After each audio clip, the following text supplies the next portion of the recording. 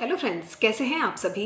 I hope बहुत ही अच्छे होंगे। तो एक बार फिर से स्वागत है आप सभी का आपके अपने YouTube channel e learning with Priyal पर। डिस्कस करते हैं आज का सेशन।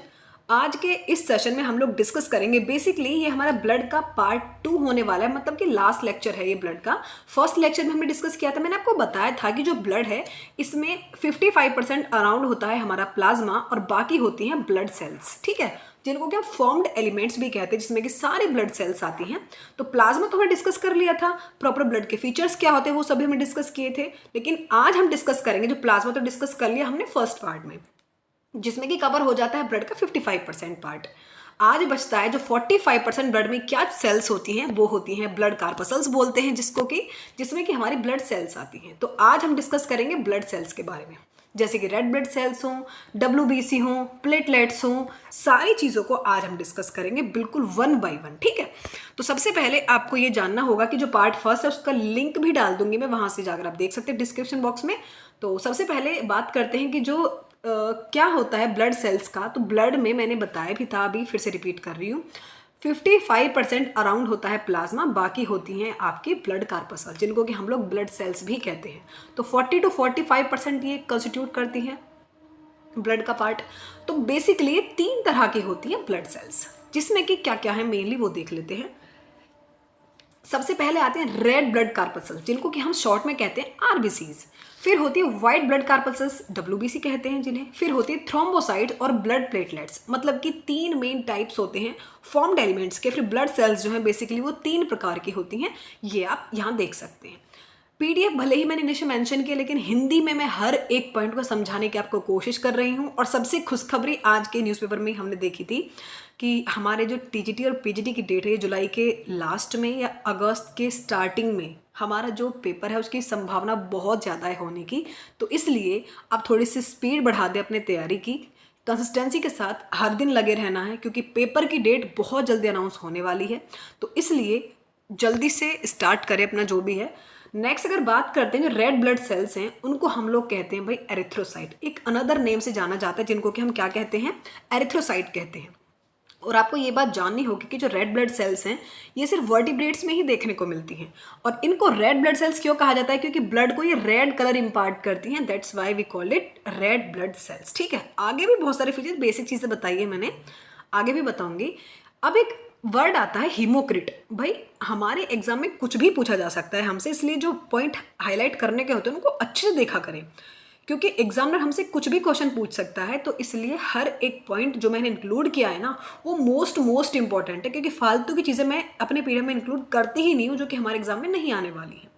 PDF बिल्कुल मैं ऐसे एनालाइज करके बनाती हूँ कि इसमें से जो भी चीज़ें पूछी जा सकती है ना उनको यहाँ इंक्लूड किया जाता है। इसलिए टाइम टेकिंग सेशन भी नहीं होता, और जितना भी होता है वो आपके लिए बहुत ही ज़्यादा इंपॉर्टेंट होता है। तो इसलिए जो भी सेशन होता है ना प्लीज़ को अच्छे से देखा करें। आप ये खुद एग्ज़ाम हॉल में जाकर देख लेना कि कितनी चीज़ें इसमें से आपको वहाँ रखी मिलेंगी, क्योंकि मैंने प्रॉपर एनालाइज करके इसको प्रिपेयर किया है। अब बात करते हैं हीमोक्रिट की। हीमोक्रिट क्या होता है, टोटल ब्लड वॉल्यूम, मतलब ब्लड की जो वॉल्यूम है उसको जो हमारी RBCs कंटेन करके रखते हैं ना, मतलब RBCs के थ्रू जो ब्लड ऑक्यूपाई हुआ रहता है उसको हम कहते हैं हीमोक्रिट। अब आपको ये बात जाननी होगी कि जो रेड ब्लड सेल्स है बेसिकली इसका फंक्शन क्या होता है। रेड ब्लड सेल्स जो हैं इनको हम एरिथ्रोसाइट भी कहते हैं। इसका मेन काम क्या होता है बॉडी के अंदर, इसका काम होता है जो ट्रांसपोर्ट करते हैं रेस्पिरेटरी गैसेस को, स्पेशली ऑक्सीजन को, ये बॉडी के सेल्स के अंदर, मतलब बॉडी के अंदर ट्रांसपोर्ट करने का काम, ऑक्सीजन को ट्रांसपोर्ट करने का काम हमारे रेड ब्लड सेल्स करती हैं। एक बात और आपको नोट करके चलनी है, आपसे पूछा जा सकता है कि जो सबसे बड़ी RBCs हैं वो किसकी होती हैं। तो एम्फीबियन जो RBCs है ना वो सबसे बड़ी होती हैं सारे ही वर्टिब्रेट्स में, ये बातें आपको नोट करके चलनी है। तो सबसे बड़ी एम्फियूमा प्रोटियस है, इनकी सबसे बड़ी होती हैं बेसिकली। नेक्स्ट बात अगर हम करें, जो मैमल्स हैं उनकी छोटी RBCs होती है in comparison to others vertebrate. सबसे छोटी RBCs मैमल्स के पास ही प्रेजेंट होती है। ह्यूमन RBCs की अगर हम बात करें तो ह्यूमन RBC जो है 6.5 to 8 माइक्रोमीटर तो ये डायमीटर में होती हैं, 1 to 2 माइक्रोमीटर ये मोटाई में होती हैं। ये बातें आपको नोट करेंगे, जो मेजरमेंट है वो इंपॉर्टेंट है, तो इसलिए इसको नोट कर लेना, ठीक है। नेक्स्ट अगर बात करते हैं, हर क्यूबिक मीटर में देखना ब्लड के जो पर क्यूबिक मिलीमीटर के हिसाब से इसको काउंट किया जाता है, तो उसमें 54 lakhs ऑफ RBCs होती हैं पर क्यूबिक मिलीमीटर में, ठीक है। एक बात और नोट कर लेना कि ये जो संख्या होती है ना आरबीसीज की, ये वुमेन्स में कम होती है और इन्फेंट्स मतलब कि वुमेन्स में कम होती है, लेकिन जो इन्फेंट्स होते हैं, बच्चे आपने देखे होंगे, उनमें इन्फेंट्स में ये बहुत ज़्यादा आरबीसीज प्रेजेंट होती है, लेकिन बहुत कम होती है वुमेन्स में। रीज़न भी है भाई, रिप्रोडक्टिव पीरियड के दौरान वो अपना हर महीने ब्लड लॉस करते हैं, मेंस्ट्रुएशन के दौरान, डिलीवरी के टाइम पे, तो इसलिए उनमें जो है red blood cells in comparison to males, in comparison infants कम होती हैं। ठीक है, नेक्स्ट अगर बात करते हैं तो एक बात नोट कर लेना कि जो आरबीसीज होती है ना, उनमें डेवलपमेंट पीरियड के दौरान न्यूक्लियस डिसअपियर हो जाता है, न्यूक्लियस नहीं खो जाता है मतलब। तो इसलिए जो इनका एब्सेंस होता है ना न्यूक्लियस का मेमेलियन आरबीसीज के अंदर, ये तो एब्सेंट होता है, तो उसी की वजह से जो मैक्सिमम अमाउंट होता है ना हीमोग्लोबिन, वो अकोमोडेट हो जाता है, मतलब काफ़ी ज़्यादा स्पेस जो होता है वहाँ मिल जाता है। ठीक है, अब एक और बात आपको नोट कर लेने की, हीमोसाइटोमीटर क्या होता है, ये भी इंपॉर्टेंट टर्म है, इसलिए इसको मैंने हाईलाइट किया है। ये जो हीमोसाइटोमीटर है ना, ये एक ऐसा इंस्ट्रूमेंट होता है जिससे कि हमारी आरबीसीज को काउंट किया जाता है। हीमोक्रिट में और हीमोसाइटोमीटर में डिफरेंस है, वहाँ वॉल्यूम देखी जा रही थी इसकी ब्लड में, और यहाँ पे आरबीसीज को काउंट किया जाता है इस एक इंस्ट्रूमेंट से। तो haemocytometer is the instrument which is use for counting red blood sales और एरिथ्रोसाइट्स। यहाँ तक की बात क्लियर है, तो आगे बढ़ते हैं। एक इंपॉर्टेंट बात, आरबीसीज का जो काउंट है ये बढ़ता पता है कब, जब हम बहुत एक्सरसाइज कर रहे होते हैं, जब हमारी हार्ट बीट बहुत तेज हो रही होती है, उस टाइम पर जो हमारी आरबीसीज हैं वो अचानक से बहुत ज़्यादा बढ़ जाती हैं। स्ट्रेस के टाइम पर भी इंक्रीज होता है, लेकिन डिक्रीज होने का पीरियड और इंक्रीज होने का पीरियड ये आपको अच्छे से पता होना। जब हम बहुत एक्साइटमेंट वाली स्टेज में होते हैं तब ये इंक्रीज होती हैं, जब हम रेस्ट वाली स्टेज में होते हैं तब ये डिक्रीज होती है। फॉर एग्जांपल जब हम सो रहे होते हैं ना, तो जो हम आरबीसीज को अगर हम काउंट करें एक ऐसे स्टेज में हम रेस्ट पर होते हैं तो डिक्रीज होने वाली पीरियड होता है, डिक्रीज होती है उस टाइम पे। मेंस्ट्रुएशन के दौरान भी आरबीसीज बहुत ज़्यादा डिक्रीज हो जाती हैं। इनफैक्ट प्रेगनेंसी वाले पीरियड के दौरान भी आरबीसीज जो है वो कम होती हैं। ठीक है, आपने देखा भी होगा जो पीरियड्स जो प्रेग्नेंट वुमेंस होती हैं उनके होते रहते हैं अल्ट्रासाउंड पर मंथ होते रहते हैं, पर थर्ड मंथ होते रहते हैं, तो वहाँ उनके ब्लड बहुत ज़्यादा चेक किया जाता है, बिकॉज वहाँ आरबीसी जो है ना बहुत वो डिक्रीज होती रहती है उस टाइम पे, क्योंकि इन्फेंट बन रहा होता है आपका। नेक्स्ट अगर बात करते हैं, एक इंटरेस्टिंग बात, जो हिल पीपल्स हैं, ये क्वेश्चन आपने पूछे जा सकते हैं आपके एग्जाम में, इनफैक्ट पूछे भी गए, इसलिए मैंने इसको नोट भी किया है। हिल पीपल जो होते हैं, जो पहाड़ी पर लोग रहते हैं, जो पहाड़ी वाले क्षेत्र पर लोग रहते हैं, थोड़ी ऊंचाई पर जो लोग रहते हैं, उनके पास बहुत ज़्यादा आरबीसीज प्रेजेंट होती है। तभी आपने देखा होगा हिमाचल साइड, शिमला साइड, इनकी जो स्किन होती है वो काफ़ी रेड रेड होती है, बिकॉज ऑफ द इनके जो अंदर है वो ब्लड के अंदर आरबीसीज की मात्रा बहुत ज़्यादा रहती है, इसलिए बहुत रेड रेड से इनके चीक्स होते हैं। ठीक है, तो यही रीज़न है, क्योंकि इनके अंदर जो है blood cells, red blood sales काफ़ी ज़्यादा होती हैं इन कंपेरिजन टू जो नीचे वाले लोग होते हैं। फंक्शन जो होता है रेड ब्लड सेल्स का, एक और फंक्शन है, वो ये है कि ये ऑक्सीजन को रिसीव करते हैं रेस्पिरेटरी सरफेसेस पे और फिर उसको ट्रांसपोर्ट करती है बॉडी की हर सेल्स के अंदर। तो इसका इंपॉर्टेंट फीचर तो एक यही है कि ये क्या करेगा, ऑक्सीजन को रिसीव करेगी और उसको बॉडी की हर सेल्स तक पहुंचाने का काम करेगी। और ये सब काम कौन हेल्प करता है, इसका हीमोग्लोबिन जो है ये इंपॉर्टेंट रोल प्ले करता है ऑक्सीजन के साथ बाइंडिंग करने में और इसको ट्रांसपोर्ट करने में। ठीक है, एक बात और नोट करके चलनी है कि अगर 100 ml ब्लड होगा तो उसमें कम से कम 15 ग्राम आपका प्रेजेंट होता है हीमोग्लोबिन। ये बातें आपको नोट करके चलनी है कि 100 ml ब्लड के अंदर 15 ग्राम प्रेजेंट होता है हीमोग्लोबिन। ये क्वेश्चन बहुत बार पूछा गया था, इसलिए इसको डबल मार्क कर लेना, पूछा भी जा सकता है, तो इसलिए अच्छे से रट लो, स्क्रीनशॉट लो, नोट्स बनाओ, जो भी करना है करो, लेकिन इस पॉइंट को याद रखना कि अगर 100 ml ब्लड होगा तो उसमें 15 ग्राम आपका प्रेजेंट होता है हीमोग्लोबिन। फिर चाहे कितनी क्वांटिटी आपसे पूछी जाए, बस आपको इतना याद रखना है, आप कैलकुलेशन तो अपने आप कर भी लोगे उस टाइम पे। ठीक है, नेक्स्ट अगर बात करते हैं, आरबीसीज का इंपॉर्टेंट फीचर एक और भी होता है कि जो आरबीसीज होती हैं ये हेल्प करती हैं, इनफैक्ट ऑक्सीजन को ट्रांसपोर्ट करने में तो हेल्प करती ही हैं सेल्स के अंदर, लेकिन कार्बन डाइऑक्साइड को ट्रांसपोर्ट करने के मामले में भी जो हमारे रेड ब्लड सेल्स ही हेल्प करती हैं। कहाँ से कहाँ तक, टिश्यूज से लेती हैं, कार्बन डाइऑक्साइड को लंग्स तक पहुंचाने का काम करती हैं। एक इंपॉर्टेंट एंजाइम है जो इनकी हेल्प कर रहा होता है। भाई जब ऑक्सीजन को ट्रांसपोर्ट करती है तो कौन हेल्प करता है, हीमोग्लोबिन। अब जब कार्बन डाइऑक्साइड को ट्रांसपोर्ट करेंगे तो कौन हेल्प करेगा, कार्बोनिक एनहाइड्रेज। तो इन दोनों पॉइंट को नोट कर लेना, पूछा जा सकता है कि जब ऑक्सीजन को ट्रांसपोर्ट हो रहा है तो कौन हेल्प करेगा, हीमोग्लोबिन। जब कार्बन डाइऑक्साइड ट्रांसपोर्ट होगा तो कौन हेल्प करेगा, कार्बोनिक एनहाइड्रेज की हेल्प से वो टिश्यू से जाएगी लंग्स के अंदर। इज दैट क्लियर, यहाँ तक की बात क्लियर है। चलो तो आगे बढ़ते हैं, बस एक छोटा सा काम करना है, अभी वीडियो को लाइक करो रोक के तुरंत, अच्छे अच्छे कमेंट करना, आपको सेशन कैसा लगा मुझे बताना, थोड़ी सी मोटिवेशन मिलती है आप लोग के कमेंट से, प्यारे प्यारे कमेंट्स करते हैं आप सभी लोग।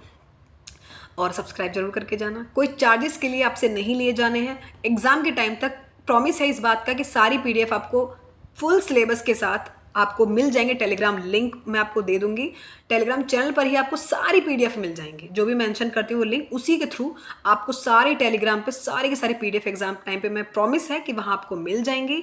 उससे पहले कोशिश करूँगी दे सकूँ, लेकिन पॉसिबल नहीं है क्योंकि पहले भी ये हो चुका है कि उसे कॉपी करके बहुत सारे लोग कंटेंट निकाल लेते हैं। क्योंकि मैं बहुत इंपॉर्टेंट पॉइंट इंक्लूड करके आपके लिए PDF बनाती हूँ, सारी मेहनत बेकार हो जाती है। तो इसलिए, लेकिन प्रॉमिस है कि एग्जाम टाइम पे आपको सारी PDFs मिल जाएंगे उस टाइम। एक और बात कि जो हीमोलाइसिस है उसका क्या मतलब है, या फिर लैकिंग ऑफ ब्लड क्या होता है, ये क्वेश्चन भी आपसे पूछा जा सकता है। ये एक इंपॉर्टेंट टर्म है, कुछ इनको भी नोट कर लेना। हीमोलाइसिस या फिर लैकिंग ऑफ ब्लड।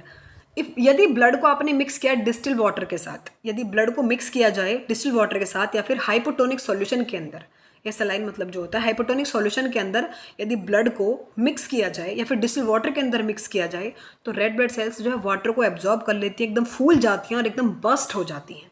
जो इनके अंदर का कंटेंट होता है ना, वो जो अंदर का जो भी मटेरियल है वो सब प्लाज्मा में सिक्रीट हो जाता है। ठीक है, तो ये बात आपको नोट कर लेनी कि रेड ब्लड सेल्स का, तो इसको एक कंडीशन को कहा जाता है हीमोलाइसिस या फिर लैकिंग ऑफ ब्लड। मतलब कि यदि उसको डिस्टिल वाटर के साथ आपने मिक्स कर दिया ब्लड को, या फिर एक हाइपोटोनिक सॉल्यूशन के अंदर डाल दिया, तो क्या होता है कि ये RBCs वाटर को एब्जॉर्ब करेंगी, एकदम फूल जाएंगे और एकदम बस्ट हो जाती हैं। जो इनके अंदर का पूरा मटेरियल है उसको भी खो देती हैं। तो इसको कहा जाता है लैकिंग ऑफ ब्लड या फिर हीमोलाइसिस। बहुत ही इंपॉर्टेंट पॉइंट है, नोट कर लेना।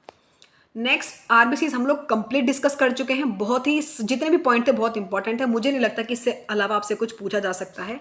तो एक सेल्स तो हमने डिस्कस कर ली है। नेक्स्ट सेल्स होती है व्हाइट ब्लड सेल्स, जिनको कि हम लोग कहते हैं ल्यूकोसाइट्स। रेड ब्लड सेल्स को क्या कहते हैं, एरिथ्रोसाइट्स। व्हाइट ब्लड सेल्स को क्या कहते हैं, ल्यूकोसाइट्स। ठीक है, व्हाइट ब्लड सेल्स के फीचर पढ़ते हैं। ये कलरलेस होती हैं, न्यूक्लिएटेड होती हैं और मोटाइल होती हैं। ये बात आपको नोट कर लेना कि व्हाइट ब्लड सेल्स जो हैं WBCs, ये मोटाइल सेल्स हैं। लेकिन इंपॉर्टेंट बात पता है क्या है, ये RBC से काफ़ी बड़ी होती है, लेकिन संख्या में कम होती हैं, लेकिन RBC से बड़ी होती हैं। अराउंड 5 to 9 के अराउंड, मतलब 8,000 के करीब ये देखी जाती हैं।